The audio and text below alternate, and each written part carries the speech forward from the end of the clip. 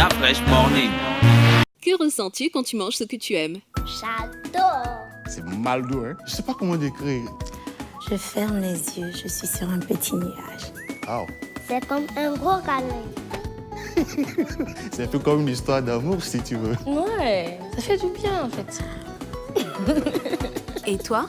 Princesse Tati, un sucre issu des meilleurs champs de canne de chez nous. Profitez dès aujourd'hui des nouveaux emballages Princesse Tati dans vos points de vente habituels. Princesse Tati? Le grand sucre. Des petits bonheurs.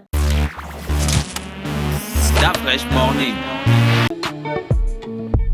Ça se passe sur Urban FM 104.5, la station urbaine. On est dans le petit clin d'œil civique, Gina. On parle de construire une identité. Oui, on parle de construire une identité. Et pourquoi est-ce qu'on parle de ça ce matin? Alors, ce week-end, comme je vous disais en introduction, j'ai fait un peu plein d'activités. J'étais ci et là. Et donc, il y a quelque chose qui m'a un petit peu travaillé, un petit peu tourmenté. C'est qu'en me baladant, j'ai vu sur des portes, vous savez, les emblèmes de chaque province. Parce que chacune des provinces du Gabon a bien sûr un signe distinctif. Ce serait comme le drapeau en fait de la province, si je peux le dire comme ça, mais vraiment genre ça c'est exagéré. C'est quelque chose qui définit donc la province, et il y en a donc 9 qui correspondent à chacune des provinces du Gabon. Et donc en discutant ce jour avec les personnes avec lesquelles j'étais, on n'était pas nombreux à savoir de quelle province il s'agissait. Pourtant on avait vu 2-3 emblèmes s'enchaîner, mais on ne connaissait pas en fait à quelle province ces emblèmes-là ramenaient et rapportaient directement. Et quand je dis on, je m'inclus à l'intérieur aussi. Et ça m'a quand même travaillé une fois quand je suis rentrée chez moi, parce qu'on connaît bien sûr le G1, le G2, le G3, enfin on connaît les noms des provinces, on connaît le drapeau, on connaît l'hymne national, on connaît ce genre de choses, mais il y a tellement d'autres choses qui font partie de la définition, même pas de l'histoire, de la définition de notre pays qu'on n'arrive pas à saisir. Et donc, en rentrant chez moi et en réfléchissant sur ces questions-là, en faisant des recherches bien sûr sur ces emblèmes, parce que j'ai horreur d'avoir un truc que je ne comprends pas. Donc, je faisais des recherches là-dessus et je me suis rendu compte qu'en fait, c'est beaucoup plus grand que ce qu'on pense. Et en discutant encore ce dimanche avec un ami, je me suis rendu compte que cette question va au-delà de juste l'emblème d'une province ou au-delà de juste la connaissance de l'hymne national d'un pays. Alors de quoi il s'agit exactement? Si on parle des États-Unis, la première chose qui viendra en tête à quelqu'un, c'est bien sûr le rêve américain. Alors, qu'est-ce que c'est le rêve américain? Le rêve américain, c'est bien sûr l'idée générale qui est partagée par tous les Américains, mais qui a été aussi qui est transmise aux autres peuples, qui voudraient que peu importe qui tu es, qui tu sois aux États-Unis, par ton travail, ton courage, ta détermination, tu peux réussir, tu peux devenir prospère, peu importe d'où tu viens, peu importe qui tu es. Si tu travailles très dur, si tu es très courageux, si tu oses et si tu es déterminé, tu réussiras. C'est ça qui pourrait caractériser en fait les États-Unis. Si tu vas du côté de la France, les Français te diront que la France n'est pas... c'est vrai que dans le monde, on connaît par exemple la France du fait de sa superbe gastronomie, du fait de ces superbes pâtisseries et de ces bons fromages, mais ce n'est pas uniquement ça qui fait le peuple français. Enfin, on ne va pas définir un Français sur son fromage ou sur son vin. Il y a tellement plus de choses derrière, et notamment, bien sûr, le combat pour... Comment ça s'appelle leur dernière guerre qu'ils avaient, la guerre qu'ils avaient faite avec où ils avaient brûlé. Enfin bref, je vais retrouver. Voilà, merci beaucoup.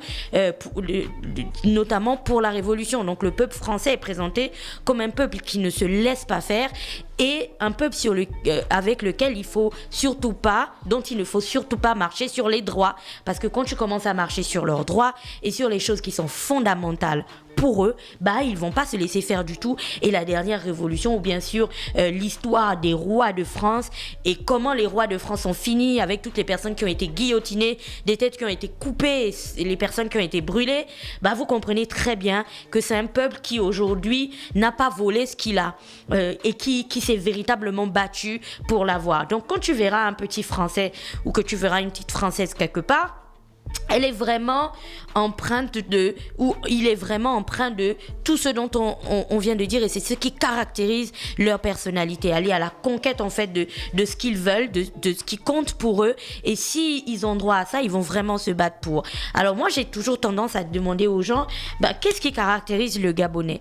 Et puis comme ça à tout va, les gens sont toujours en train de rigoler quand ils me le disent. Ouais, mais on est des filous, ouais, mais on boit beaucoup, ouais, on aime la fête, oui, ce genre de choses. Très rarement les gens me donnent des choses positives en fait, qui iraient avec le fait d'être Gabonais. Et ça, vous me direz, ouais, mais c'est peut-être parce que tu demandes toujours à des personnes pessimistes. Et je vous arrête. Non, en réalité, si il y a une caractéristique partagée en fait par toute la population, s'il y a quelque chose qui est commune, une chose qui est commune à toute la population, peu importe la personne à qui tu poseras cette question, que ce soit à un ivrogne, que ce soit à un sans domicile fixe, que ce soit un cadre dans une administration ou un entrepreneur, le message tournera à peu près autour des mêmes choses. C'est-à-dire qu'aujourd'hui, lorsque je parle de la construction d'une identité nationale, d'une identité même pas nationale, d'une identité tout simple, c'est pour faire comprendre le fait qu'aujourd'hui, au Gabon,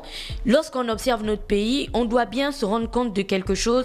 On a failli sur la construction de l'identité des individus. C'est-à-dire que, avant même de partir à l'identité nationale, il y a une expression qu'on utilise beaucoup au Gabon, on se cherche. Quand quelqu'un se cherche, c'est qu'en réalité, il ne sait pas encore qui il est.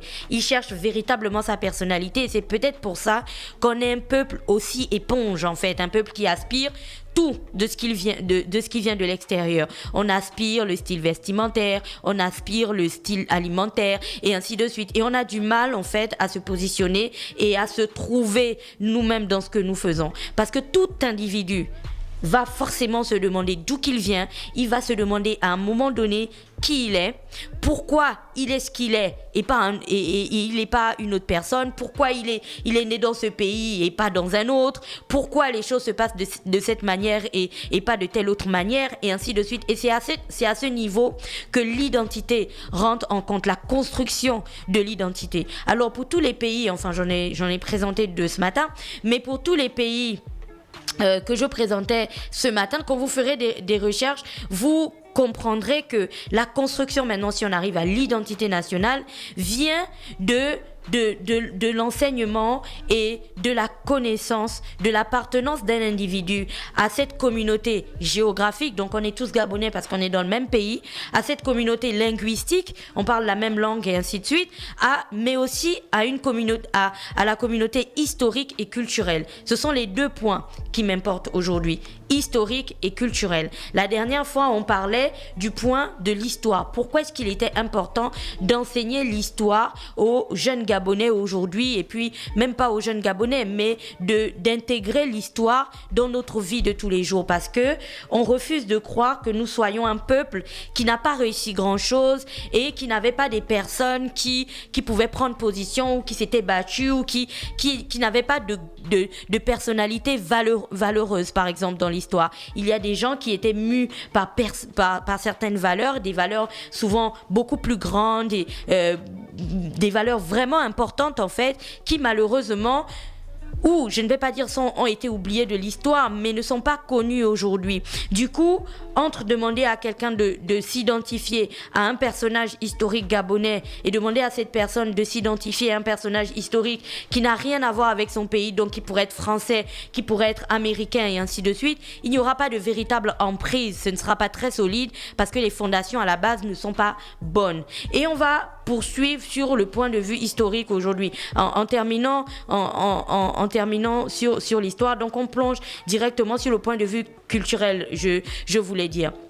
Pourquoi est-ce que la culture est importante? Alors aujourd'hui, il serait très important qu'on parvienne à sortir la culture de juste le divertissement et l'entertainment, parce que c'est beaucoup plus important que ça. Je vous prenais par exemple les emblèmes des différentes provinces, et je vous invite à les regarder aujourd'hui. Si vous les regardez aujourd'hui, vous comprendrez que les personnes qui les ont conçus, en fait les blasons et les emblèmes de ces provinces, vous allez comprendre que les personnes qui ont conçu ces blasons, en fait, n'avaient pas mis des des dessins comme ça à tout va. Chaque blason correspondait à une province, mais permettait aussi de mettre en avant ce qui caractérisait la force de cette province. Alors, est-ce qu'aujourd'hui, c'est connu de tous? Est-ce qu'aujourd'hui, c'est ce qui caractérise la personnalité de toutes les de tous les individus qui viennent de ces provinces? C'est des questions à se poser. Pourquoi aujourd'hui, par exemple, on n'arrive pas à trouver en une phrase ce qui caractériserait notre identité? C'est qu'on a un véritable problème. Et donc, comme je disais, parlant de la culture, on doit sortir la culture de juste l'entertainment, en se disant que lorsqu'on parle de la culture dans notre pays, on doit tourner autour de la célébration de la fête des cultures, on doit tourner autour de des danses, des rites et tout ça. C'est important, bien entendu, mais il y a tellement plus de choses à chercher à l'intérieur, notamment valoriser et pousser les individus à comprendre leur origine, notamment l'origine familiale. Ça va par la connaissance de son nom. Si tu demandes à quelqu'un d'expliquer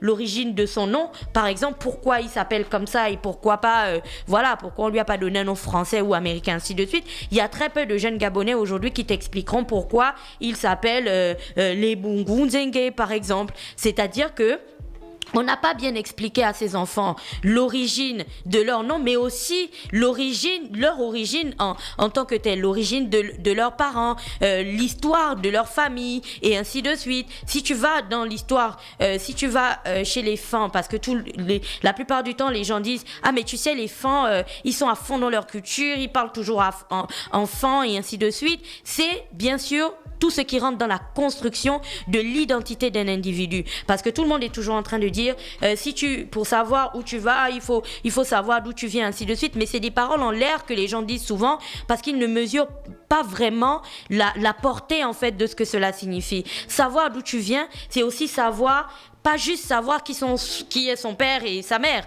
mais qui était son grand-père, qui était son arrière-grand-père, qu'est-ce qui caractérisait votre famille. Peut-être que vous étiez des grands agriculteurs, peut-être que vous étiez des grands chasseurs, peut-être que vous étiez des grands guérisseurs, et ainsi de suite. Mais il y a très peu de personnes qui le connaissent aujourd'hui parce que ce n'est pas swag, ce n'est pas intéressant, ça fait pas le buzz, et certaines personnes portent fièrement leur nom français ou leur nom américain, en mettant de côté justement le côté culturel, le côté historique de leur histoire. Et c'est tout ça qui fait qu'aujourd'hui, lorsque vous avez en face de vous un Gabonais, il ne peut pas vous dire ce qui caractérise sa famille. Si vous allez par exemple dans une famille française, ils vont vous dire « Nous, on est des grands forgerons ». Par exemple, on est forgerons, les arrière-grands-parents, même si la génération qui est en face de vous n'est pas du tout une génération où il y a des forgerons, mais ils se souviendront de leur histoire et ce qui caractérisait leurs grands-parents. Donc, l'enseignement culturel dans ce point-là est hyper important. Et l'enseignement civique aussi. C'est pour ça que la construction de l'identité nationale d'une nation part par ce que je lisais tout à l'heure, c'est en fait l'ensemble des identités individuelles qui est solidifié par l'identité collective. C'est-à-dire que à chaque fois qu'un individu va savoir exactement d'où il vient et ainsi de suite et aura une bonne connaissance de qui il est, ce sera solidifié par l'identité générale que l'on voudrait donner au pays du fait de son histoire, du fait de ses personnages clés, du fait de ses combats, du fait de ses réussites, mais aussi du fait de ses échecs, parce que tout ça compte dans la construction d'un pays. Or, aujourd'hui, c'est comme si on naviguait en fait, chacun va en freestyle et on n'arrive pas véritablement à identifier qui nous sommes. Mais si nous ne savons pas qui nous sommes exactement, on n'arrivera pas à faire face au combat de la vie parce que on ne saura pas quelles sont nos forces, mais aussi quelles sont nos faiblesses, étant donné qu'on n'arrive pas à visualiser exactement notre position dans le monde. Et c'est un point important. C'est pour ça que le dernier conseil des ministres était très important, parce que à chaque fois qu'on nomme un conseil des ministres, par exemple, on est toujours... Les choses qui m'intéressent, c'est l'éducation civique, l'instruction civique et puis la culture. Sauf que lorsqu'on parlera de culture dans ce pays, on vous dira toujours que c'est le parent pauvre du gouvernement. C'est le ministère auquel on envoie souvent très peu d'argent. Et l'instruction civique, je pense qu'il y a plusieurs années que nous avons arrêté d'en parler. Mais partant du rêve américain, et je laisserai tout le monde à ses réflexions sur ces dernières phrases, partant du rêve américain et partant de la Révolution française et de leur combat et tout avec leur roi et tout ce qu'ils ont connu, et même si vous allez en Italie ou vous allez en Angleterre, vous allez voir que tous ces peuples-là sont assis sur une histoire bien claire qui parfois est tellement bien connue des Gabonais que voilà, ça vous tournerait la tête. Aujourd'hui, on doit véritablement rentrer dans cette éducation-là du point de vue de notre population. Parce que si vous observez l'évolution de notre pays ces derniers temps, j'avoue qu'on va un petit peu dans tout et dans n'importe quoi. Et quand je dis ça, je parle vraiment de la jeunesse en m'incluant aussi. Ne vous inquiétez pas. Et tout ça, c'est peut-être parce que nous ne savons pas exactement qui nous sommes, et à l'image des Togolais, à l'image des Ivoiriens, à l'image des Camerounais ou même des Sud-Africains, on devrait pouvoir aujourd'hui commencer à travailler sur l'identité nationale, parce qu'à un moment, quand vous avez tellement bien travaillé sur l'identité d'un peuple, chaque personne qui naît, qui grandit dans ce pays, se l'approprie. Ça devient comme un leitmotiv, ça devient comme un mantra, quelque chose qui caractérise qui nous sommes. Je suis un combattant, je suis une personne qui est capable de réussir ce qu'elle entreprend, et ainsi de suite. Et tout le monde, si vous avez un petit peu fait des recherches, vous savez ce que représente un mantra pour un individu qui a envie de se développer. Sans mantra positif, sans identification claire de qui nous sommes, ça va être très difficile de construire quelque chose de solide et de durable. Et quand je parle d'identité nationale, je n'ai pas parlé de tout ce qui concerne la politique, parce que sur ce plan-là, je pense qu'à chaque fois qu'on fait des élections, on parle beaucoup de ce pan, mais j'avais vraiment envie de m'appesantir sur le côté historique et culturel. Voilà, c'était tout pour aujourd'hui. Merci Gina qui est avec nous ce matin sur les 104.5 Urban FM, la station urbaine dans le Da Fresh Morning, le réveil matinal qui vous donne l'énergie, la musique et la bonne humeur. On se retrouve dans quelques minutes. Da Fresh Morning.